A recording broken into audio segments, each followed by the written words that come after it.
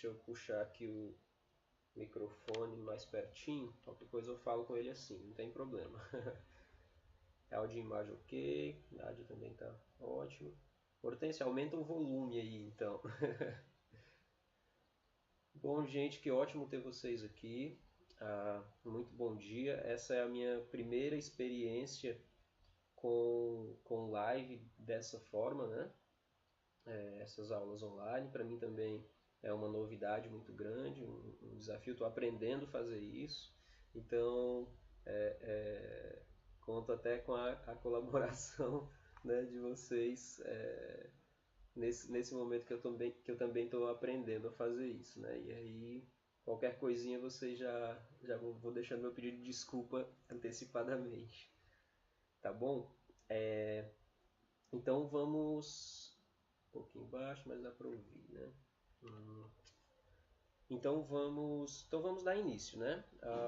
Já são 10h04, a gente marcou para 10 horas e como vocês já estão aqui no horário marcado, vamos dar início então. Bem, gente, nós vamos falar sobre instrumentos de avaliação na dor lombar, né? Qual a importância disso? É interessante que nós tenhamos eu não diria exatamente uma padronização, mas instrumentos que nos norteiem em relação ao que vamos avaliar no nosso paciente, né? E esses instrumentos vão nos dar uma ideia sobre o biopsico e social, né? O modelo biopsicossocial que vem sendo bastante discutido nos últimos tempos, né? E como que nós conseguimos ter uma noção ampla durante o atendimento de fisioterapia, durante a consulta fisioterapêutica, do que está oferecendo influências sobre a percepção de dor do paciente, sobre a experiência de dor do paciente. O que tem daquilo de biológico, o que tem de psicológico, emocional e o que tem de social. Para a gente conseguir determinar essas questões, nós precisamos inicialmente de uma boa anamnese, né? A gente pode até considerar que uma boa anamnese como um instrumento de avaliação. É ali que você vai coletar toda a história do paciente, é ali que você vai entender o que está causando, não é nem entender o que está causando aquilo no paciente, mas conhecer tudo aquilo que o paciente está acreditando, conhecer aquilo que o paciente acha que tem relação com a dor dele, vai contar a história dele, né? Eu não vou dar em detalhes hoje aqui a anamnese, porque eu acho que não será necessário. A gente vai focar mais nos instrumentos mais objetivamente para a gente ter um aproveitamento maior, tá? Então vamos lá. A partir da anamnese, a gente precisa englobar nessa avaliação inicial todos esses componentes, todas essas áreas, a biológica, estrutural, né? O psicológico, emocional e o social. Como que a gente vai fazer isso? A partir de questionários, a partir de testes específicos e a partir de padrões de movimento. Para a gente entender cada um desses, né, a gente precisa que esses instrumentos estejam bem direcionados. Alguns questionários vão fazer relação com o lado psicológico, com o lado emocional, com o lado social. Alguns outros questionários já indicam também tanto o psicológico quanto o biológico, né?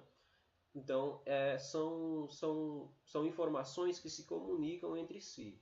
E cabe a nós, profissionais da saúde, entender qual é o peso que cada uma dessas áreas está tendo na experiência de dor do paciente, né? O que ele tem de biológico? Eu acredito que aquele paciente é muito ansioso, então eu acho que ele está sofrendo muito com o lado psicológico dele, com o lado emocional dele. Eu acho que tem uma influência muito grande na dor dele, certo? E como que a gente faz para quantificar isso? Como é que a gente pode ter certeza disso que a gente está falando? E, inclusive, se ele é um paciente que vai ficar, para nós apenas fisioterapeuta, ou se vai precisar de uma abordagem mais ampla, uma abordagem em comunicação com outros profissionais. Quando será que eu vou precisar mandar esse paciente, né, para um psicólogo, por exemplo? Quando eu vou precisar de um acompanhamento médico?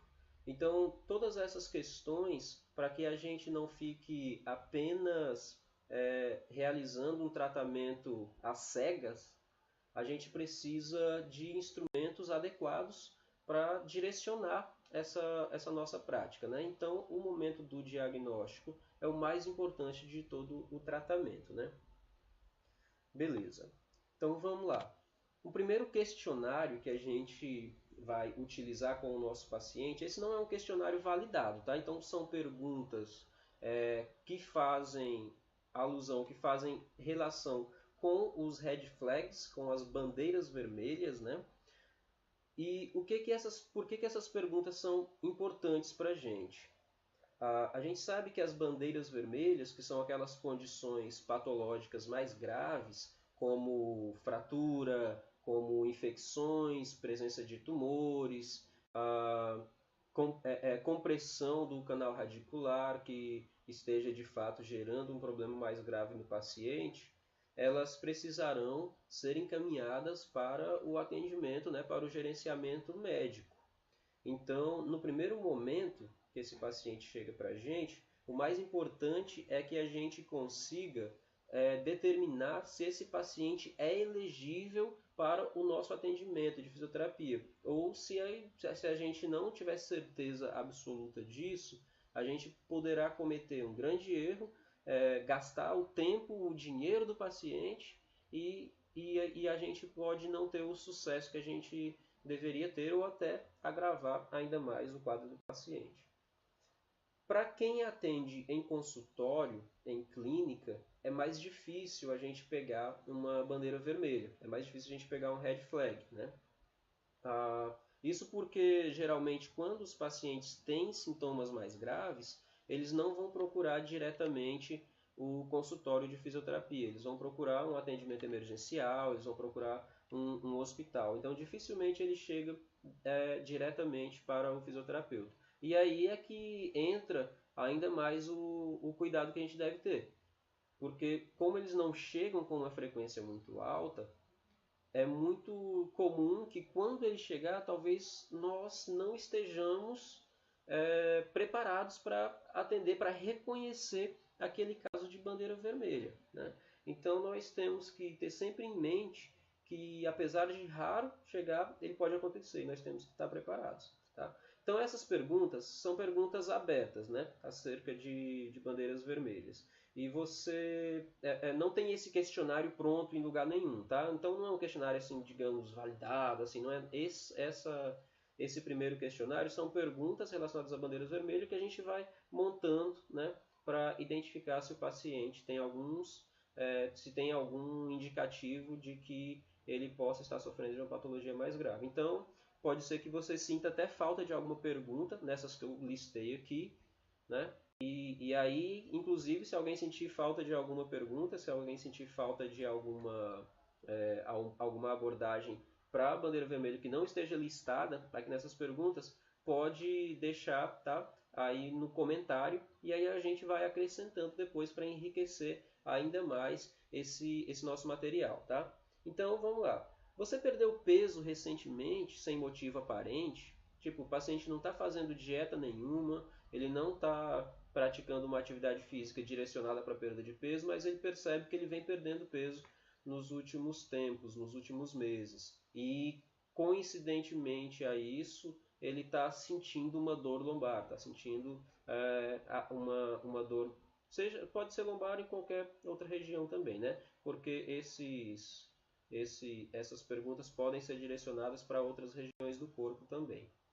Então, se o paciente vem perdendo peso recentemente sem motivo aparente, pode ser um indicativo de algum tumor, de algum câncer que ele esteja sendo acometido, né? E aí se ele responde que não, a gente já vai tirando uma fichinha daí e vai ficando um pouquinho mais tranquilo, né? Você teve câncer nos últimos 5 anos? É interessante saber desse histórico de uns 5 anos, de repente até mais um pouco, porque ele pode ter uma recidiva. Tem histórico de câncer na família, é mais um indicativo para a gente ficar mais atencioso. Você sofreu algum trauma físico, uma queda, um acidente? Se esse trauma físico foi o que desencadeou a sua dor, né? Ah, minha dor começou quando eu sofri um acidente de carro. Ah, minha dor, isso você já vai ver na anamnese, né? Mas isso vai norteando o que você vai perguntar na anamnese. Ah, eu passei a sentir uma dor que me incomoda muito depois que eu sofri uma queda no futebol, sofri uma entrada mais forte no futebol e aí eu passei a sentir a dor e ela vem me incomodando desde então. Nesse caso é interessante, né, que a gente suspeite de alguma fratura, de alguma coisa mais complicada acontecendo, e aí sim seria um indicativo para a gente pedir, por exemplo, um exame de imagem, né? Você observou sangue na urina ou nas fezes? Você está tendo controle da sua urina e das suas fezes? Você tem alteração de sensibilidade ou de força na sua perna, joelho, pé, quadril, né? Porque se existe ali uma compressão radicular com uma lesão no nervo, não é só a dor localizada que o paciente vai sentir, né? Ele vai ter uma dor irradiada abaixo do joelho, ele vai ter distúrbio de sensibilidade, de quente, de frio, do toque, ele não vai ter a percepção exata de onde você está tocando. No exame neurológico você pode testar isso tudo, né? A perda de força, no caso, o cara tem a musculatura ali para executar o movimento, para suportar o peso do corpo, mas de repente simplesmente falta a perna. Ele vai subir uma escada e falta a perna, ele não sabe explicar por quê. Ele perdeu força, que a gente chama de força neurológica, né? Não é nem a muscular, porque ele tem o músculo, mas ele não tem a comunicação, porque está comprometida pela compressão radicular, né? Você sente febre junto com a dor, e isso é indicativo então para questões de infecção, né? Ah, o paciente vem sentindo dor há uma semana. Tem tido febre? Ah, eu tive febre umas 3 vezes. Febre alta. Então, talvez seja interessante ele fazer um hemograma, talvez seja interessante ele ir identificar se tem alguma infecção acontecendo junto com isso, né? É bem raro acontecer, né? Que chegue no consultório, nesse caso, né? É bem raro que chegue diretamente para o consultório, mas acontece. Teve infecções recentes ou foi hospitalizado devido a uma infecção? Então são essas perguntas que norteiam a gente para a gente excluir a presença, né, a possibilidade de infecção. No caso das perguntas relacionadas à urina e fezes, qual seria a red flag? Compressão radicular ou tumores, né? Basicamente. Compressão radicular ela pode desarranjar todo esse sistema também. E aí, por exemplo, um paciente com uma hérnia de disco grave, uma hérnia de disco que realmente esteja comprimindo e machucando o nervo, ele pode ter perda de controle, né, da urina e perda de controle das fezes também. Por isso que quando um paciente chega, né, respondendo aqui a pergunta da Nádia, por isso que quando um paciente chega ao consultório e ele vem desesperado porque ele fez um exame, identificou ali uma hérnia de disco e aí disseram para ele que ele vai ficar de cadeira de rodas e que não sei o que ele não pode pegar peso, que ele não pode fazer mais nada disso ou daquilo, esse paciente chega super assustado e você precisa perguntar para ele se ele tem essa outra série de sintomas, né? Se ele tem essa outra série de sintomas e sinais. Ah, começou também a ter incontinência urinária, começou a ter incontinência fecal. Aí, de fato, essa hérnia, no caso, pode estar sendo o grande problema da dor dele. Mas se ele responde, não tive nada disso, além disso eu não tive também distúrbio de sensibilidade, eu não tive perda de força, aí você exclui ali a possibilidade de que ele esteja tendo uma compressão radicular que esteja causando, que seja a causa, né, dessa sintomatologia dele. Respondido, Nádia e Samara, me digam aí no chat se essa pergunta foi respondida. Se não tiver sido, a gente volta para ela daqui a pouquinho, beleza? Vamos dar sequência aqui. Vamos lá. O primeiro questionário que a gente começa a utilizar o Start Back, né? O Start Back é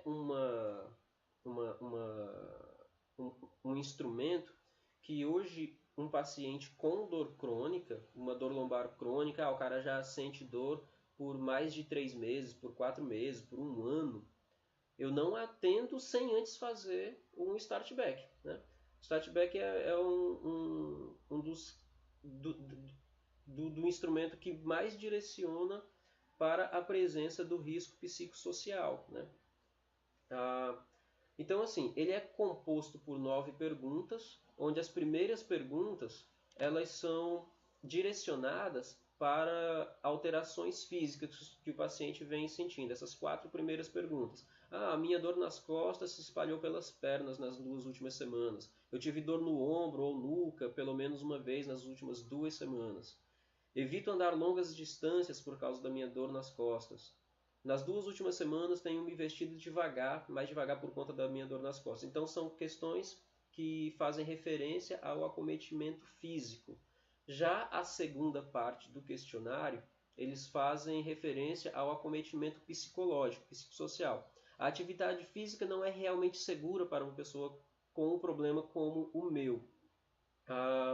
Essa pessoa não, ela tem medo, pode ter cinesiofobia, inclusive, para realizar alguma atividade física, algum movimento, por conta da dor nas costas que ela sente. Mas é uma crença dela, ela apenas acredita nisso, não é que ela não possa realmente. Tenho ficado preocupado por muito tempo por causa da minha dor nas costas. Eu sinto que minha dor nas costas é terrível e que nunca vai melhorar.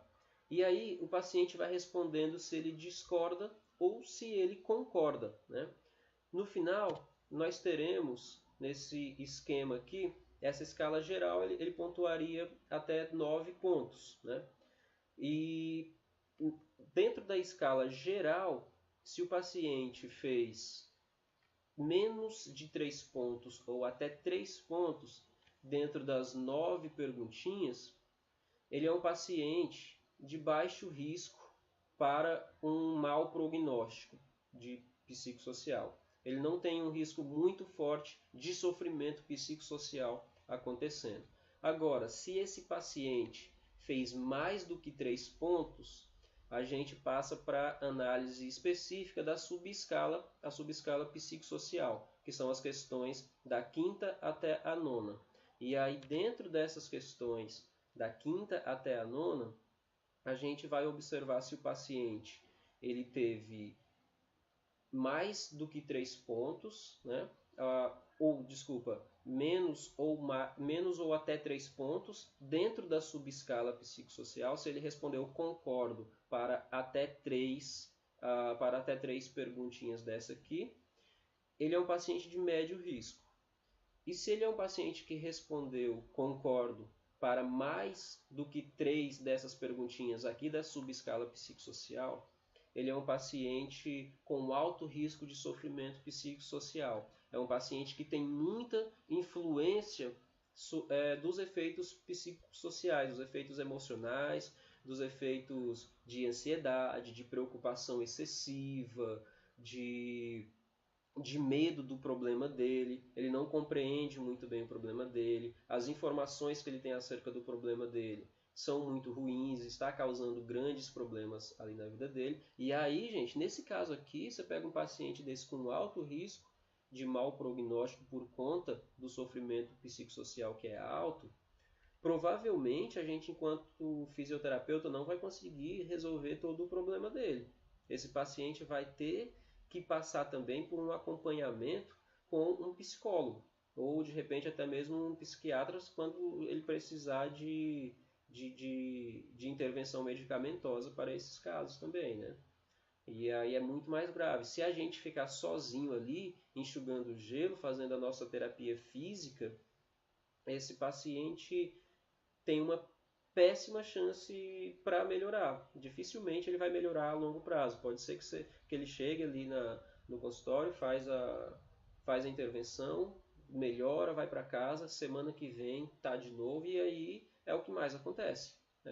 São pacientes que passam anos da vida dele sofrendo dessa maneira e muitas vezes com as informações erradas. Ora, se o paciente entra no Google, se o paciente entra em grupos, em redes sociais acerca de dor lombar, meu Deus do céu, as informações são horríveis, as informações causam muito terrorismo com esses pacientes e muito pouco se fala disso, muito pouco se fala dessa dimensão psicossocial, né?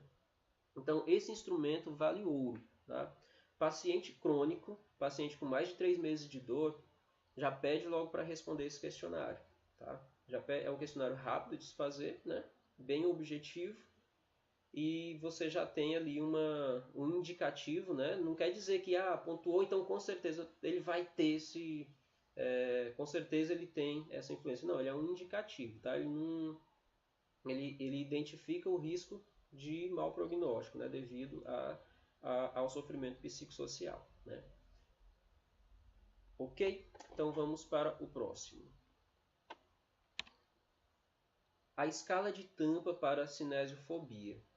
Eu acho que a escala de Tampa ela deveria ter um quadro ali dentro do consultório de cada fisioterapeuta para que os pacientes respondessem, né? Muito se fala em cinesiofobia, né? Muito se fala em paciente com esses problemas relacionados à execução de movimento. Eu acho que esse paciente tem cinesiofobia. Ok, mas como que a gente pode quantificar isso, né? Olha, se as letras estiverem ficando muito pequenas aí na tela de vocês, se mesmo em tela cheia estiver ficando muito pequena, não se preocupa que eu vou enviar esse material, tá? Para todo mundo que está assistindo aqui a aula, que tiver interesse, eu vou enviar esse material.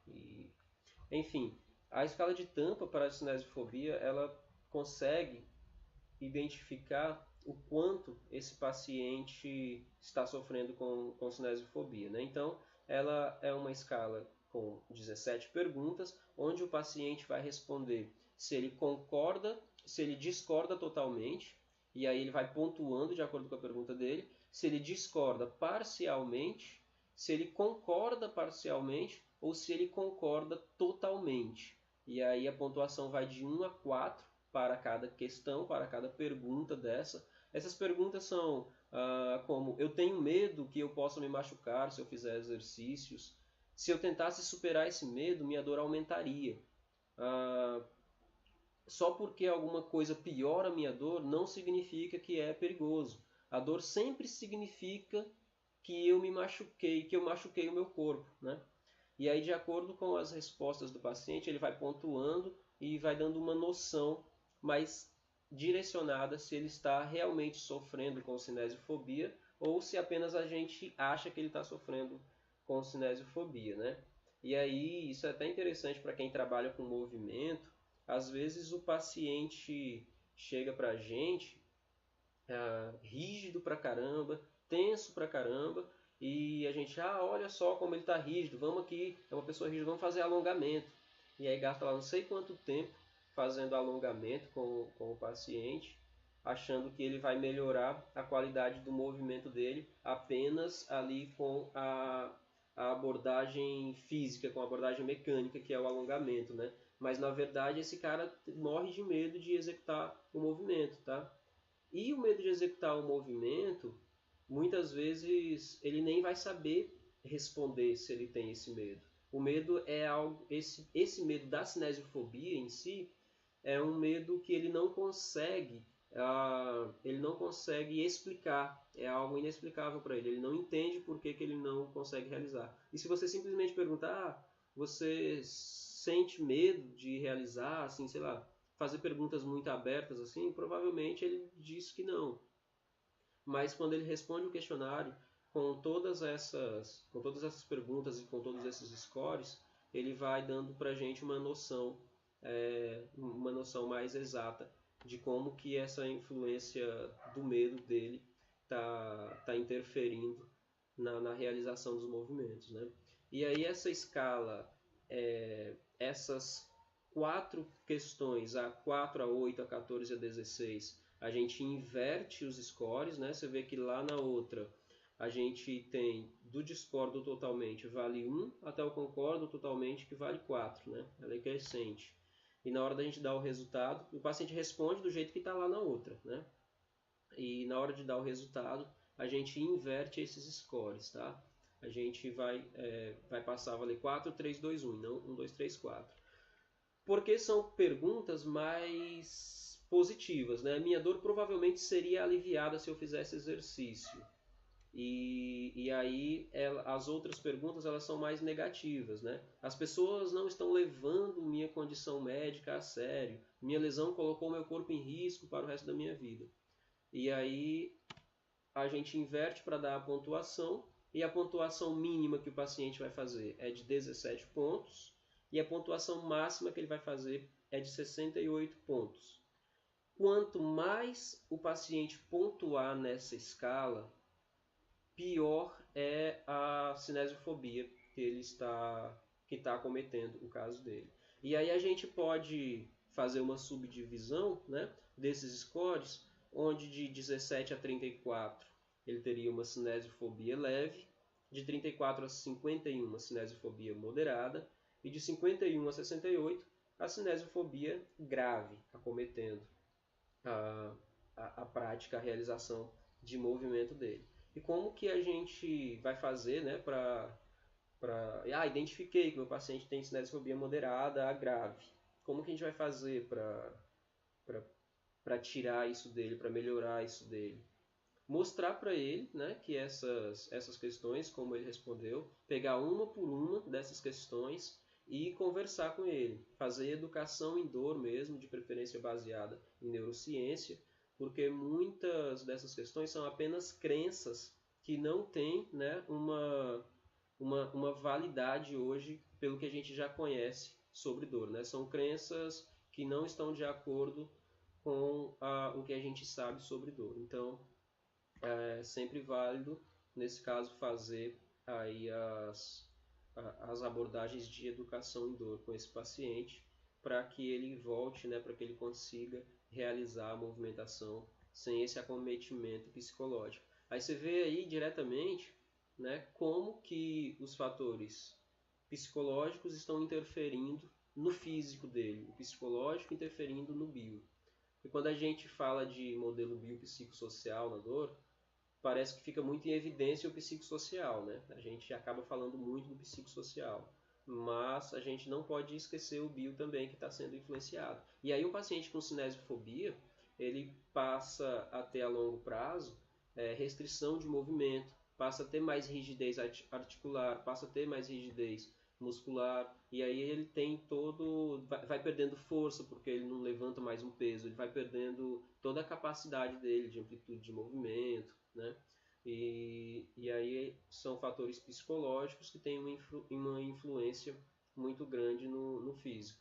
E não adianta ficar tentando tratar apenas o físico, porque a gente estaria só enxugando gelo ali, porque se você não muda a crença do paciente, se você não ajuda ele a mudar a crença dele acerca daquilo, provavelmente a abordagem exclusivamente física estará fadada ao fracasso, né? Ok, eu vou passando aqui, eu acho que está com um delay de quando eu falo até o momento que vocês escutam, eu acho que é um delay curtinho de uns 5 a 7 segundos, tá? O que é normal. Então talvez eu não veja a pergunta em tempo real, mas mesmo assim pode mandar, que assim que eu ver a pergunta, a gente volta, enfim, faz o que for necessário, tá ok? Agora o questionário sobre qualidade de vida do paciente. E eu gosto muito desse questionário, né? Ele é uma versão abreviada de um outro questionário bem maior, bem mais exaustivo para o paciente responder, tá? E esse questionário ele traz 26 perguntas, onde os scores vão de 1 a 5 para cada um desses domínios que a gente está observando aqui. Tem perguntas relacionadas ao domínio físico, ao domínio psicológico, às relações sociais e em relação ao meio ambiente, ao ambiente que o paciente vive, em relação à casa dele, se ele está satisfeito com isso, em relação, enfim, a fatores ambientais. De acordo com o que o paciente responde nesse questionário, a gente consegue identificar como que ele está percebendo a qualidade de vida dele e a gente consegue identificar qual é desses domínios que está mais acometido. Às vezes o domínio físico dele está até bem, mas o domínio lá das relações sociais está muito mal, ou o psicológico está muito mal, ou enfim, às vezes o físico está mal, os outros estão todos bem, mas o domínio físico está muito ruim desse paciente. Então a principal vantagem desse questionário, a gente tem vários outros questionários de qualidade de vida que podem ser utilizados também. Tem o SF-36, que eu acho que é o mais famoso, assim, né? Mas eu gosto muito desse questionário aqui, significa World Health Organization Quality of Life, o que significa essa sigla aqui dele. Então, ele é uma versão abreviada, né, com 26 perguntas que fazem relação com esses domínios. Eu não coloquei ele aqui porque ficou muito grande, tá? Mas eu vou enviar ele para vocês, tá? Todos vocês irão receber esse questionário numa pastinha que eu vou compartilhar depois com vocês, tá? Então, a principal vantagem dele é visualizar o domínio mais afetado. A gente consegue ter uma percepção mais direcionada para onde o paciente está interpretando os piores fatores de qualidade de vida dele, onde está o melhor. E aí, a partir daí, a gente pode valorizar o que ele já está achando bom e a gente pode direcionar uma abordagem mais específica para os fatores que ele não está achando interessante. Pelo menos entender isso, ajudar esse paciente a mudar o que for possível mudar, né? E o que não for possível, pelo menos aceitar, né? E quando necessário, procurar também a ajuda de um psicólogo. Nós temos aqui em Teresina já alguns psicólogos que entendem de dor também. Há um tempo atrás tinha uma dificuldade maior para fazer isso, né? Não encontrava psicólogos que trabalhassem especificamente com dor. É claro, ele vai agir sobre os fatores psicológicos, sobre ansiedade, medos, preocupações, obviamente. E todo psicólogo, claro, pode agir sobre isso. Mas quando o psicólogo entende mais de dor, ele entende como aquilo está afetando a qualidade de vida em relação à dor do paciente, muda completamente o cenário. Fica muito melhor para tratar em conjunto dessa maneira, né? Escala de pensamento catastrófico sobre a dor. O que é o pensamento catastrófico? O pensamento catastrófico é aquele pensamento que o paciente tem em relação à dor dele sobre questões muito graves que ele acha que podem estar acometendo. Que nem que ele acha que pode estar acometendo. Sobre a expectativa, sobre a perspectiva que ele tem em relação à dor que ele está sentindo, né? Eu passei a prestar bastante atenção nisso depois que eu recebi uma paciente que era muito jovem, ela tinha 20 e poucos anos e ela sentia já uma dor lombar desde os 15 anos de idade. Tinha uma hérnia de disco, mas que não necessariamente estava causando a dor, né? Ela já havia feito inclusive alguns testes médicos, né? Infiltrações para ver se o nervo realmente estava comprometido ou não, e não estava, né? Mas era uma paciente que eu fiquei assustado quando ela me respondeu que se não encontrasse uma saída para essa dor que ela sentia, ela poderia no futuro até enfim, eu não sei se ela falou um pouco em tom de brincadeira, mas quando a pessoa fala uma informação dessa, quando ela fala uma afirmação dessa, a gente observa que alguma coisa está muito errada. Enfim, ela falou que, se fosse o caso, ela amputaria a perna dela, se fosse necessário, só para se ver livre daquela dor que já incomodava há tanto tempo, que perdia sono, que atrapalhava nos estudos, que atrapalhava em várias questões da vida dela, deixava de sair por conta da dor, não podia passar muito tempo sentada, não podia ir a um restaurante e demorar muito tempo. E aí ela, quando me falou isso, não, se for o caso, se nada resolver, se um dia for preciso eu amputar minha perna, eu amputo sem problema nenhum, só se for para eu me ver livre dessa dor. E a partir daí eu passei a valorizar um pouco mais disso. não aplico esse questionário com todos os pacientes, né?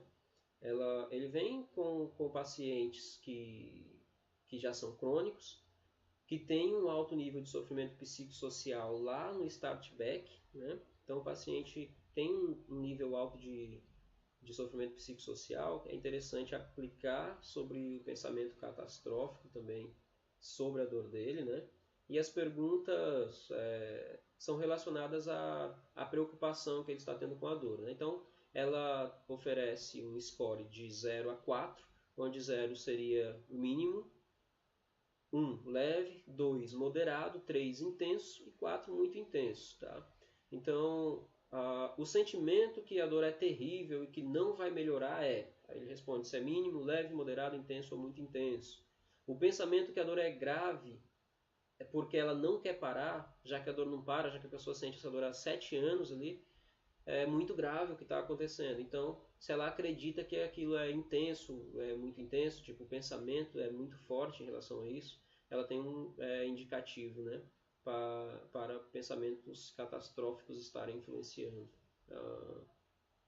O pensamento que ainda poderá doer mais, né? Eu estou falando aleatoriamente essas perguntas, tá? Eu vou mandar também esse questionário para vocês. Vamos fazer o seguinte, ao final dessa aula eu vou postar esse questionário lá no nosso grupo. No nosso grupo do WhatsApp, o grupo de estudos em dor. Eu vou colocar um link lá com todos esses questionários que eu estou utilizando aqui.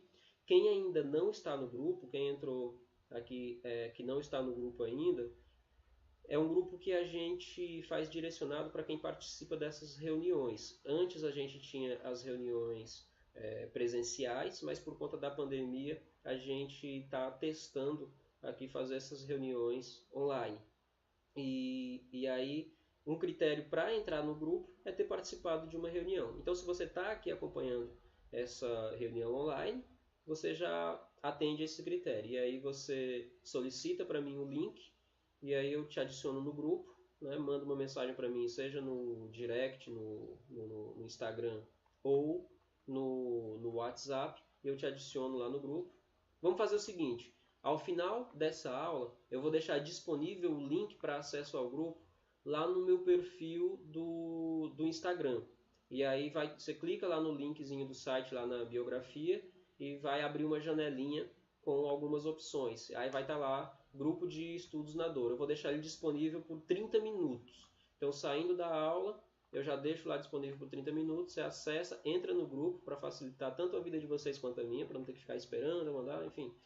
Já entra lá, acessa o grupo e hoje ainda eu posto um link com todos os materiais que eu estou enviando aqui. Vai ficar disponível por 30 minutos, tá?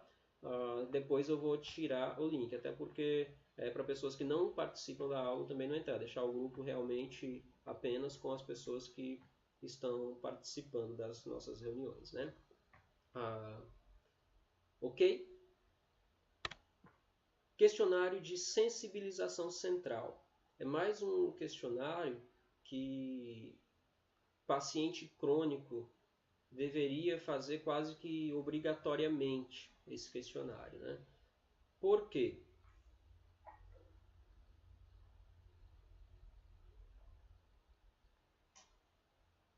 Nós sabemos que o processamento da dor, nós sabemos que a dor pode assumir vários mecanismos, né, de processamento. Você pode ter uma dor nociceptiva, você pode ter uma dor neuropática e você pode ter uma dor por sensibilização central, uma dor nociplástica, né? E a gente precisa identificar isso porque isso vai fazer uma diferença muito grande no tipo de abordagem, no tipo de tratamento que a gente vai ter com esse paciente.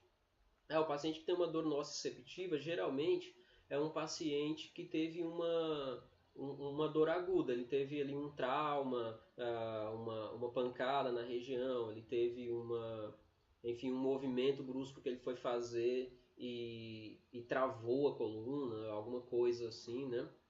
Travou o movimento dele. É um paciente com dor nociceptiva, ou seja, ele está enviando para o sistema nervoso dele muita informação dos receptores nociceptivos presentes ali na região onde ele está sentindo a dor.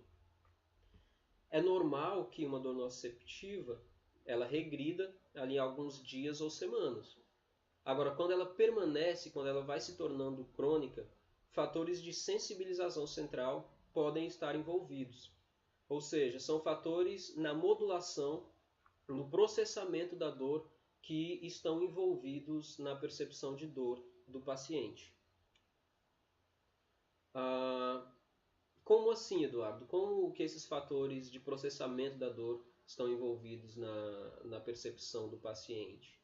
Ora, se esse paciente já é crônico, se ele tem influência dos fatores psicoemocionais envolvidos, se ele tem outros fatores relacionados, por exemplo, o paciente que tem uma dor difusa, dói aqui na coluna, aqui na lombar, mas às vezes essa dor sobe também, às vezes essa dor dói no glúteo, às vezes dói mais para o lado, às vezes está do outro lado. Ou seja, ela não responde ali a um padrão anatômico, né? Ela é uma dor que ela é difusa, o paciente não consegue identificar exatamente onde é o local mais acometido ali pela dor dele, né? Então ele é um questionário com 25 questões, para cada uma dessas questões ele vai responder nunca, raramente, às vezes, frequentemente ou sempre. E aí os tipos de perguntas que a gente tem aqui, vou falar algumas aleatoriamente.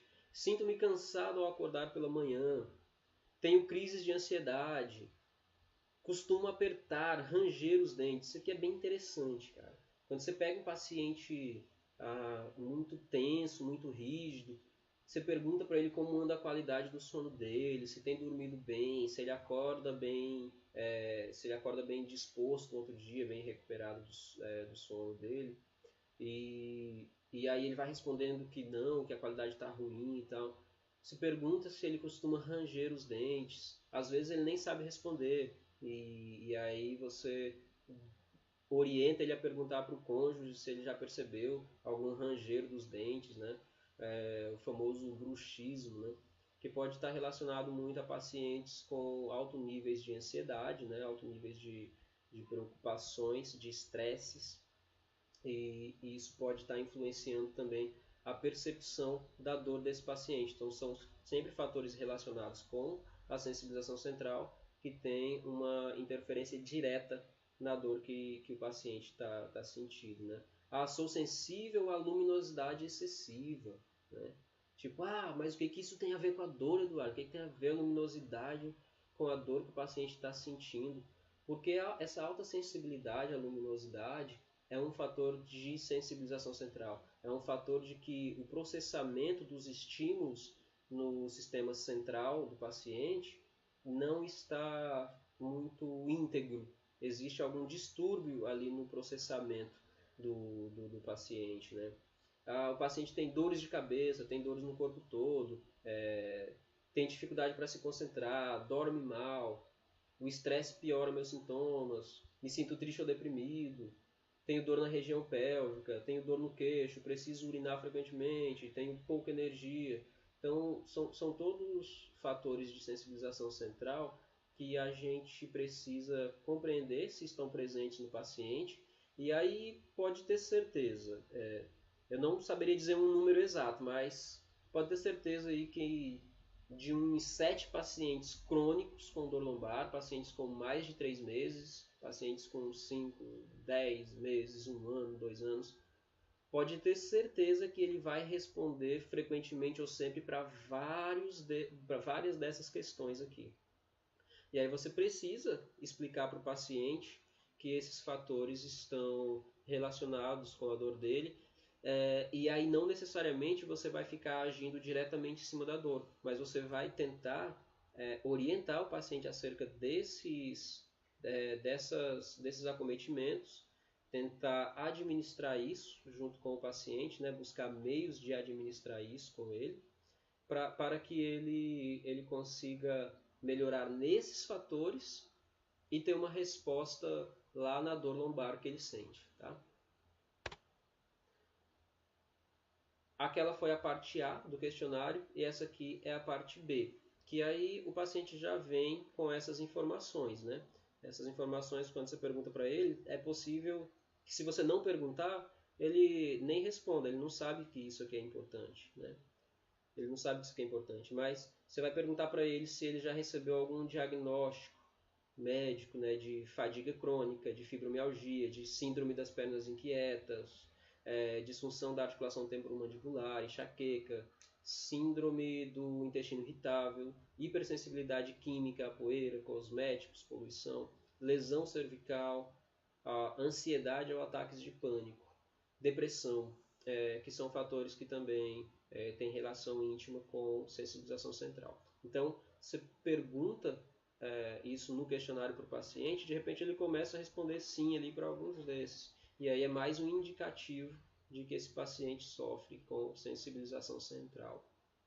Depois eu vou preparar uma aula sobre como lidar, como tratar o paciente crônico com sensibilização central. Vou fazer uma aula específica para isso. Se vocês acham que vale a pena essa aula, comenta aí no chat. Fala se quer ou não, se acha que vale a pena ou não fazer uma aula sobre como tratar o paciente com sensibilização central. Porque isso é muito importante. Quem achar que vale a pena, deixa um comentário aí no chat para eu saber se vale a pena preparar essa aula para vocês, beleza?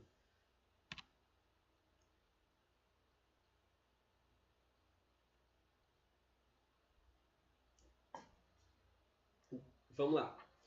Outro instrumento para a gente identificar se o paciente tem diagnóstico de dor neuropática, tá? A dor neuropática é uma das mais complicadas, para a gente compreender, para a gente diagnosticar, né? Uma das mais difíceis. O exame fisioterapêutico ele é mais um exame, nesse caso, neurológico. Geralmente, esse paciente vem já com algum diagnóstico médico. Por exemplo, diabetes, é comum que tenha dor neuropática. Se o paciente tem alguma lesão neural, né? Se esse paciente tem qualquer outro acometimento que pode desencadear uma lesão neural. E aí ele sente dor, sente algumas outras sensações junto com a dor dele, na região que ele sente, né? Mas não necessariamente ele tem ali estímulo nociceptivo e não necessariamente ele tem sensibilização central, ele tem uma sensibilização, no caso, de nervo periférico, né?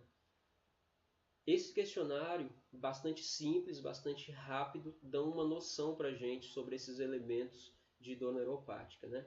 Então, você vai perguntar para o paciente sobre características da dor dele. Se ele tem queimação, se ele tem sensação de frio dolorosa, o frio faz doer. Se ele colocar algo, você pode até fazer como teste, você coloca algo frio na região que ele sente dor e em vez de relatar apenas o frio, a sensação térmica, ele relata dor. Se quando ele está presente numa sala com ar-condicionado, a dor dele piora. Se ele tem sensação de choque elétrico. A minha dor ela está aqui e de repente ela fica dando uns choquinhos. Provavelmente essa dor não é nem nociceptiva e provavelmente nem de sensibilização central. Uma dor que tem forte indicativo para dor neuropática. E você vai perguntar para ele se ele tem algum diagnóstico de algum outro acometimento, né? Como diabetes, como eu falei, que é bastante comum. E, nossa, eu vim aqui para tratar a minha dor lombar, você vai perguntar se eu tenho diabetes, o que tem a ver isso? Tem a ver, tá? Porque o paciente pode estar passando por um processo de dor neuropática, que também, além de difícil de diagnosticar, é muito difícil também de tratar, né? A presença de um ou mais dos seguintes sintomas na mesma área da sua dor, tipo formigamento, alfinetada e agulhada, adormecimento, coceira na região da dor. Ora, se é uma dor, não tem uma justificativa nociceptiva para estar coçando também no local da dor. Isso provavelmente tem relação mesmo com a dor neuropática, né? E no exame do paciente, você vai fazer um exame neurológico, né? Você vai procurar por hipoestesia ao toque e por hipoestesia aplicada de agulha, tá? Mas eu sou traumato ortopédico, tá bom, mas você tem que fazer exame neurológico com o seu paciente também. Na área dolorosa, a dor pode ser causada ou aumentada por escovação, né? E aí você testa lá no seu paciente, né? Você testa ali na hora. Nossa, você pega uma escovinha macia, começa a passar ali no paciente, a dor dele vai aumentando, né? Você não está oferecendo um estímulo nociceptivo capaz de gerar dor ali no paciente. Tá? Você não está oferecendo um estímulo potencialmente lesivo para o paciente. E mesmo assim ele está sentindo dor, é possível que ele esteja sendo acometido aí por uma dor neuropática, por uma lesão no nervo. E aí esse diagnóstico é fechado com uma avaliação médica, né? E aí você indica esse paciente para ele fazer uma avaliação médica, com um neurologista, por exemplo. O Fear Avoidance Beliefs Questionnaire é um questionário relacionado com os medos do paciente, tá? E esse questionário ele é dividido entre os medos do paciente para a atividade física e as crenças dele em relação à atividade física e à dor que ele sente, e ao trabalho e à dor que ele sente, né? Ele acha que a atividade física faz piorar a dor dele, ele acha que o trabalho dele faz piorar a dor dele, ele é um cara que de repente tem algum processo judicial, ele está tentando buscar uma aposentadoria, ele não suporta mais ir para aquele trabalho dele, ou ele é um cara que reclama que a cadeira dele do trabalho é ruim, que ele acha que está causando a dor dele, ele acha que, enfim, várias questões do trabalho ou da atividade física estão relacionadas com a dor dele, tá? Ok? É um questionário bem simples, não tem muito o que falar dele, é só para a gente identificar o quanto o paciente acredita nisso. É bem interessante, por exemplo, quando o paciente pontuou muito lá na escala de Tampa para a cinesiofobia, você aplicar esse questionário também. Eduardo, eu vou aplicar todos esses questionários quando o paciente chegar lá no consultório. Não, você não vai aplicar todos, porque senão você vai gastar ali meia hora do seu atendimento só para o paciente responder a questionários. E isso aconteceu comigo. Isso aconteceu comigo no comecinho, quando eu comecei a perceber a necessidade de aplicar esses questionários. Tiveram alguns pacientes que eu já chegava com uma pilha de questionários, uns 8 questionários ali para o cara responder. Enfim, estava começando, estava aprendendo a fazer as coisas ainda, né? Eu acho que foi um erro, sim, um excesso válido, né? Eu acho que aprendi muito com isso, que depois eu fui perceber que alguns questionários, para alguns casos, não fazia sentido aplicar. E depois, com a prática, a gente vai identificando quais são os casos que precisam de determinados questionários, que precisam de quais questionários que ele vai precisar, né? Então, você não vai aplicar todos eles para todos os pacientes. Mas o Start Back, todo paciente crônico que chega, eu aplico. É um questionário rápido. Alguns desses questionários você pode aplicar antes do paciente entrar na sua sala, você já deixa lá na recepção com a secretária, e o paciente, enquanto ele está esperando o horário do atendimento, ele já responde alguns questionários desses, ele já entra na sua sala com eles respondidos, você só analisa, e isso já economiza bastante tempo, já otimiza bastante o trabalho, ele já chega com essas respostas lá para você. Então, alguns questionários desses vale a pena você já deixar lá na recepção, e sempre que chegar um paciente assim, você já pedir para ele responder lá mesmo na recepção, beleza? Questionários sobre funcionalidade. Às vezes você tem um cara super ativo que sente a dor dele, ou um cara super sedentário, e você não sabe exatamente quais são os acometimentos de funcionalidade que ele tem. Porque vão ter coisas que ele nem vai te falar, mas quando você aplica o questionário, ele te conta se ele está sofrendo com aquilo, se aquela função está acometida dele, né?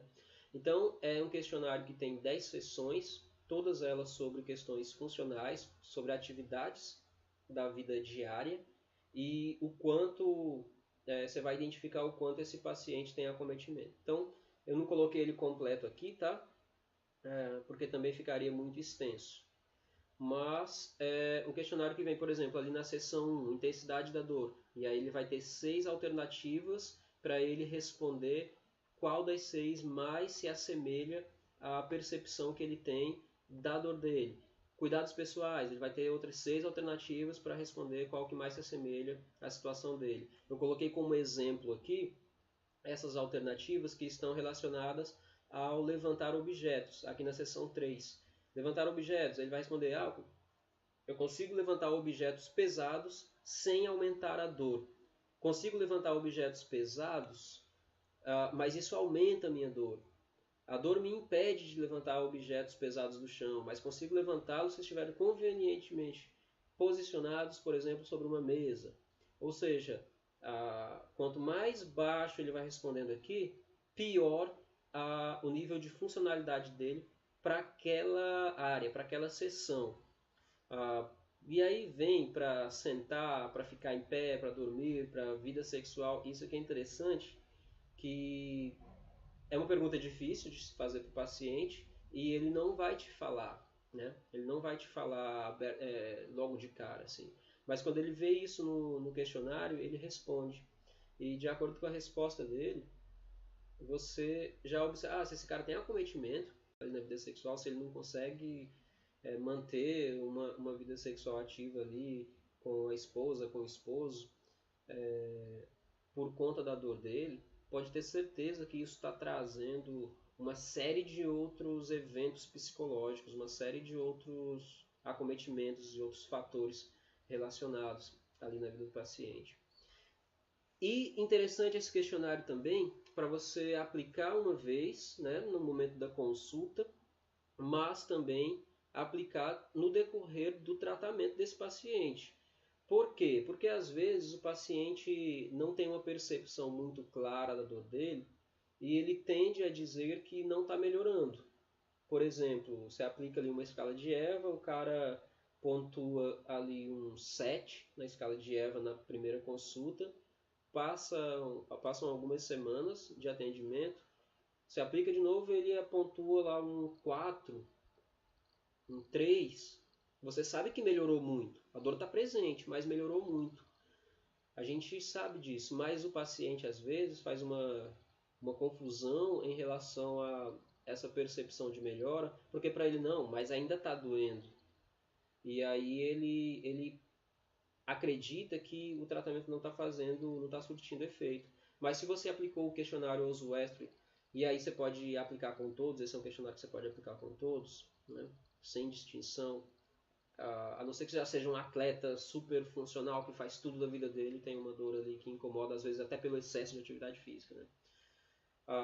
Mas aí você aplicou esse questionário, semanas depois você aplica de novo e você observa que as funções dele, a dor não está mais atrapalhando tanto as funções dele.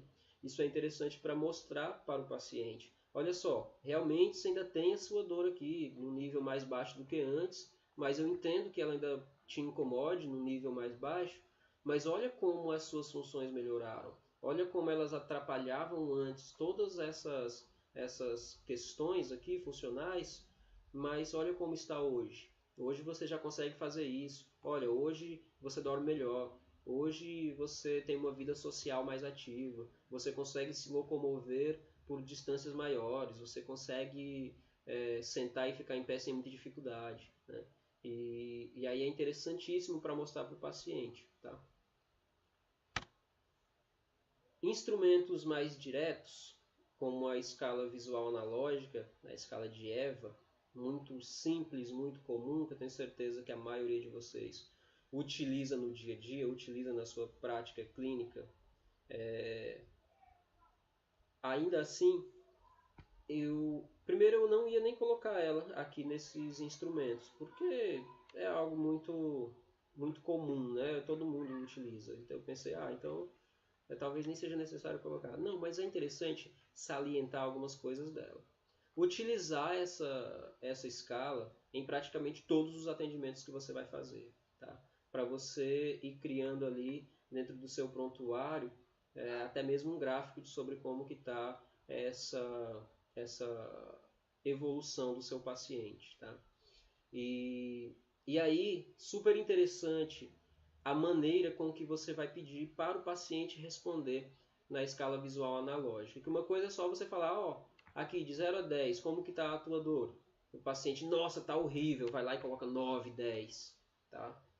Mas se você falar para o paciente, olha só, 0 significa que não tem dor nenhuma. E 10 significa a pior dor que você já sentiu na sua vida. E aí, tenta se lembrar da pior dor que você sentiu na vida. Ah, sei lá, se for mulher e tiver... se for mãe, se tiver tido parto natural, esse é sempre o mais clichê, assim, para se lembrar, né? Ah, pensa na dor do parto. Pensa numa fratura que você teve, pensa numa... Enfim, a pior dor que você já sentiu na vida. Essa dor vai representar o 10 aqui na escala. A dor que você está sentindo agora, nesse momento, ela é a mesma intensidade da dor que você sentiu naquele momento. O paciente já, opa, não, na maioria das vezes ele vai dizer, não é. Ela é, nossa, nem se compara, é bem mais leve. Ok, então, né, fazendo essa proporção, onde que a sua dor está aqui nesse momento? Não, está no 6, no 7. Então o cara já sai de uma percepção de dor intensa para uma percepção de dor mais moderada, né? Isso vai ajudar tanto no seu tratamento, né? Porque vai ajudar na percepção dele em relação ao quadro que ele está sentindo. Ele vai ver que não é tão grave assim. Nossa, tem dores piores. Porque às vezes o cara que está com dor lombar, a percepção dele é de que não existe nada pior do que aquilo. Mas ele nem se lembra de outros fatores piores que ele já passou antes, né? Então, sempre super válido usar esses instrumentos simples, tá? E o outro que eu gosto bastante de utilizar é o mapa corporal.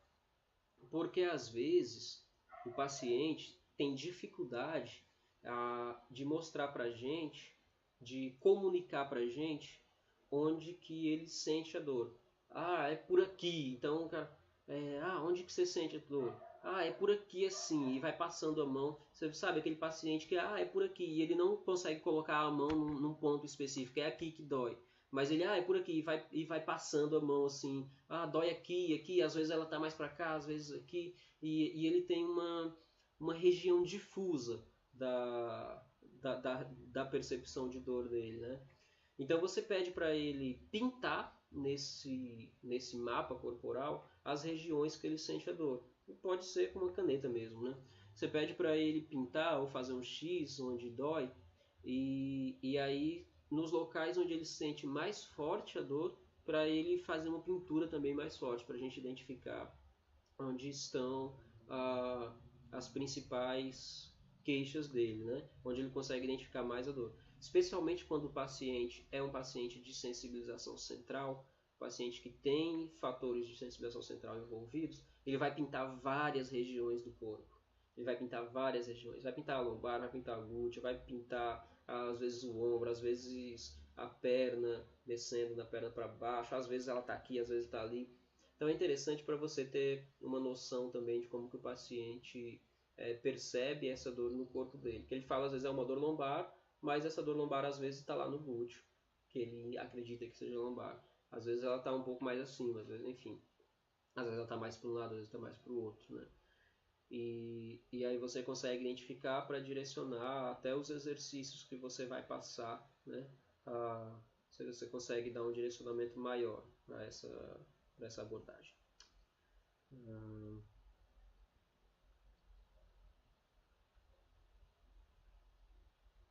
E isso, vistas laterais também, bastante interessante.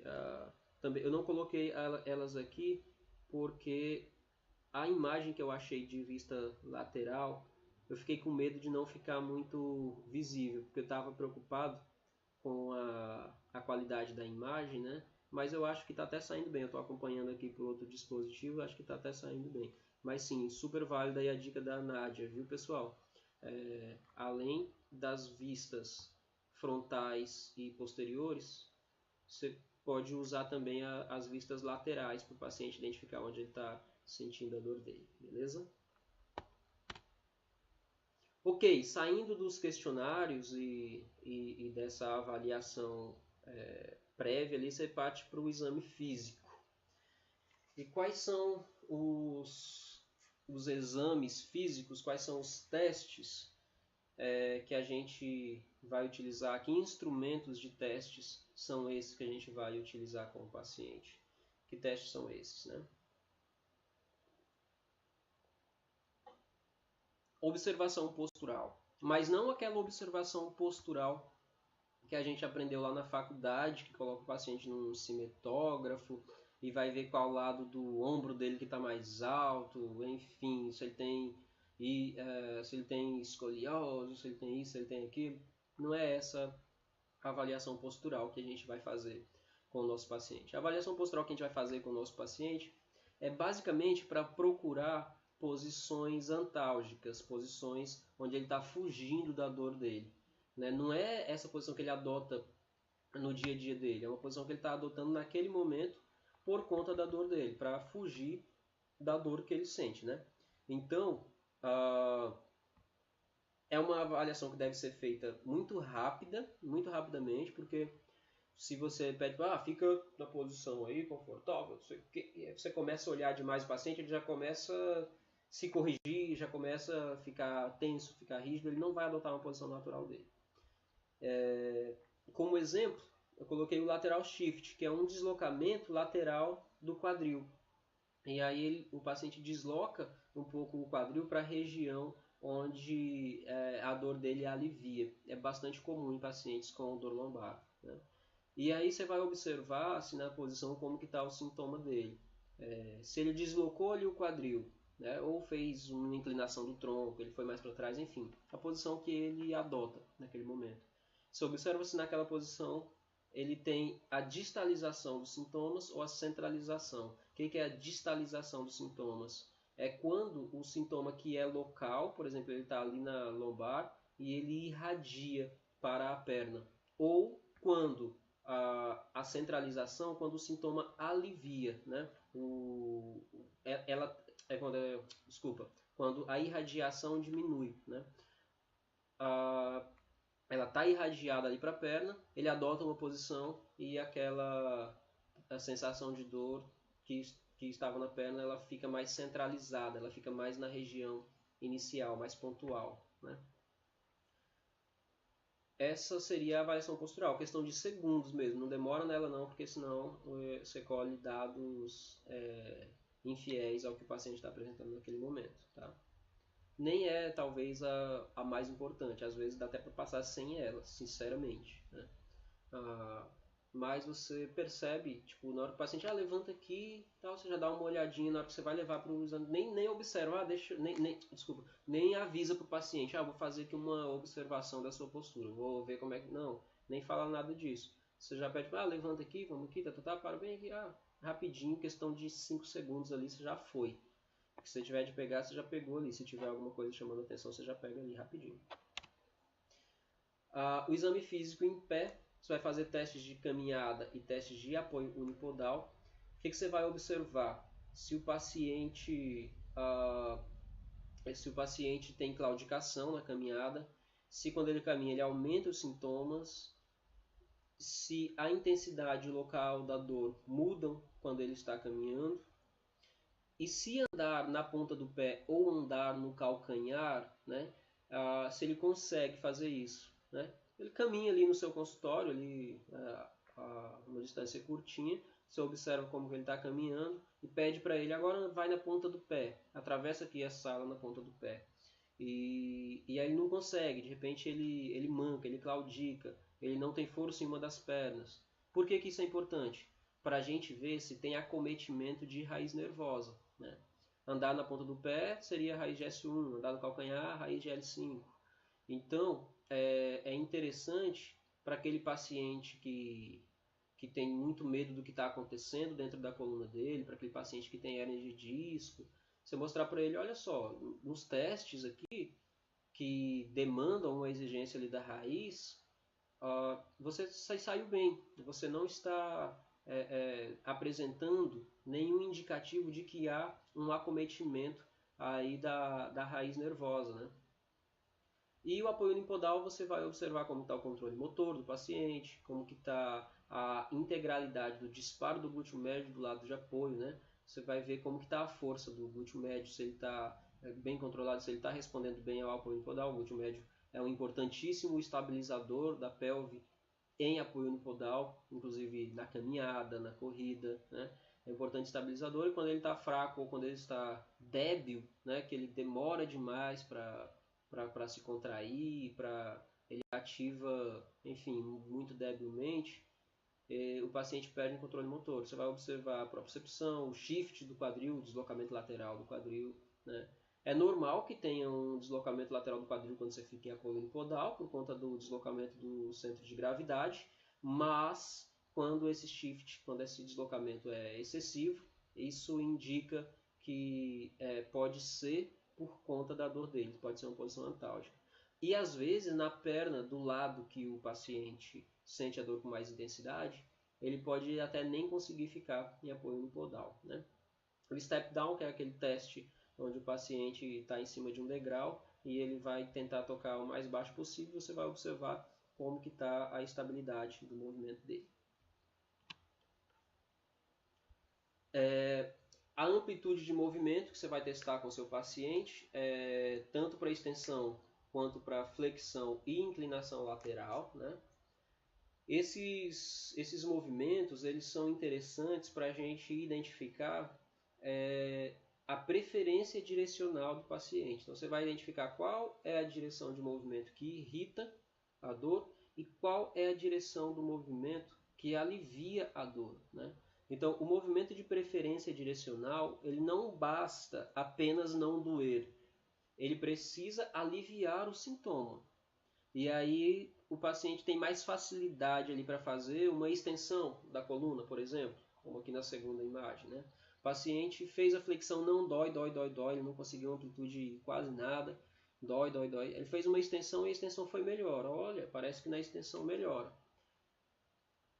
E a dor que ele estava sentindo previamente, antes, né, de fazer o movimento, com a repetição das extensões, você pede para ele fazer, não, então faz isso aqui umas 10 vezes. Você pode colocar ele em decúbito ventral, por exemplo, e fazer lá a posição da esfinge, né, levantando só o tronco. A esfinge, acho que no yoga, né, que se chama esfinge, enfim. Mas você coloca lá, posição, esfinge, extensão da coluna, vai aparecer aí no Google, tá?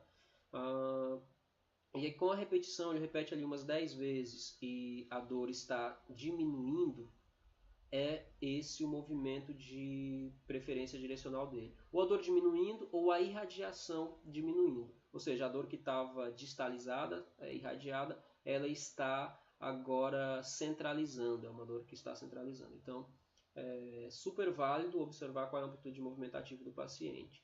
Ah, mas e aí se ele melhora para extensão, ou para inclinação, ou para flexão, enfim. O outro movimento, o que irrita, como é que eu vou fazer? Identifiquei qual é o movimento que irrita. Nesse primeiro momento, que você acabou de identificar o que irrita, se o paciente tiver com uma intensidade de moderada para alta da dor, da intensidade da dor, é interessante não fazer esses movimentos irritativos. É interessante valorizar mais o movimento que alivia a dor. Agora, se é um paciente que já está com a dor mais leve, você pode pensar em estratégias de exposição gradual com esse paciente, né? E para ele executar esse movimento que ele sente a dor dele, né? Só que numa amplitude que ele ainda não sinta e, desculpa, sempre deixando bem claro que esse movimento, que naquele momento essa restrição é temporária, não vai ser para sempre, porque é muito comum o paciente chegar no consultório, eu não posso me abaixar para pegar um objeto no chão, me disseram que eu não posso mais torcer o tronco para pegar um objeto atrás, me disseram que eu não posso fazer isso, aquilo. Isso é horrível para o paciente, isso restringe, isso deixa ele mais rígido, a longo prazo isso é péssimo. Então, é interessante que você sempre deixe bem claro para o paciente, você vai fazer esse movimento, o outro movimento você não vai fazer nesse momento, mas é só nesse momento. Daqui a um tempo a gente vai começar a te expor ao outro movimento, ok? Exame neurológico do paciente com dor lombar, tá, gente? Super importante, até para descartar, né? Mas, novamente, aqui, compressão de raiz, lesão de raiz nervosa, né? E você vai testar sensibilidade, né? E aí você testa a sensibilidade ali nas coxas, na lateral da perna, na região medial da perna, lateral e planta do pé, extensão do joelho, flexão do quadril, flexores do quadril, tá? Você vai testar a sensibilidade nessas regiões sempre dos dois lados. Pode ser com a própria mão mesmo, você pede para o paciente fechar os olhos e vai passando, vai tocando essas regiões e vai pedindo para ele dizer onde que você está tocando. De repente você toca só um lado e o outro não, pede para ele dizer qual é o lado, e aí você vai vendo se ele responde exatamente ou se ele tem alguma confusão na hora de responder isso, que aí pode ser indicativo, né, de um distúrbio de sensibilidade, que pode ser indicativo de comprometimento de raiz nervosa. Falei que pode ser com a mão, mas pode ser também com pincel, né? Pode ser com agulha, pode ser, enfim, com vários instrumentos, escova, que você pode testar isso, tá? E os testes de reflexo patelar e aquileu. Os testes neurodinâmicos que você vai fazer com o seu paciente. O teste de Slump, o famoso teste de Slump, um dos poucos testes que ainda valem muito a pena fazer, né? Você vai ver como que está a tensão do nervo do paciente. Testa sempre dos dois lados, tá? Não só do lado que o paciente sente a dor. É interessante testar dos dois lados para comparar. E o teste de Laseg é quando o paciente fez 35 a 45 graus sem dor, o teste já deu negativo, tá? Não precisa levar a perna do paciente lá para os 90 graus. Chegou no 35, entre 35 e 45 graus, você já pode encerrar o teste ali. Não precisa pedir que ele faça ali uma posição de bailarina ali com a perna 90 graus, tá? E aí, provavelmente, se você forçar, você vai ter um aumento da tensão e vai doer em qualquer pessoa, né? Então, para o paciente com dor lombar, você fez ali até 45 graus, não doeu, ok, o teste já deu negativo. E é necessário corroborar com o SLAMP. Se você faz o teste e ele relata alguma dor, mas no SLAMP ele não sentiu nada, negativo também, tá? Ele precisa corroborar. É só para ver as tensões das raízes nervosas, tá? Mobilidade das articulações, tanto da coluna quanto das articulações periféricas, que às vezes o cara está rígido ali na coluna e aí você palpa ali as vértebras do paciente, a região das vértebras do paciente, e você encontra bastante rigidez. Só que quando você vai para as outras articulações, ele também está rígido nas outras. E às vezes isso pode ser algo dele mesmo, até genético dele. Ele é um paciente rígido, um paciente com a mobilidade um pouco reduzida. Ou então, se ele não faz nada da vida dele de prática física, ele pode ter muita rigidez articular no corpo inteiro, né? Mas, enfim, só para ficar claro que esse não é um problema específico ali da coluna dele, que talvez não seja essa rigidez que está causando a dor dele, né? Talvez não esteja associado porque é o corpo inteiro que é rígido, né? Mesmo assim, exercícios de mobilidade são bastante interessantes na maioria das vezes com esse paciente. E a outra coisa que a gente pode encontrar é a hipermobilidade, né? Você pode encontrar tanto a rigidez quanto a hipermobilidade. E no caso da hipermobilidade, ela sempre foi uma questão um pouco polêmica, porque alguns pesquisadores, alguns clínicos acabam associando a hipermobilidade do paciente como causa da dor dele, né? Como causa, ou pelo menos fator relacionado com a dor dele.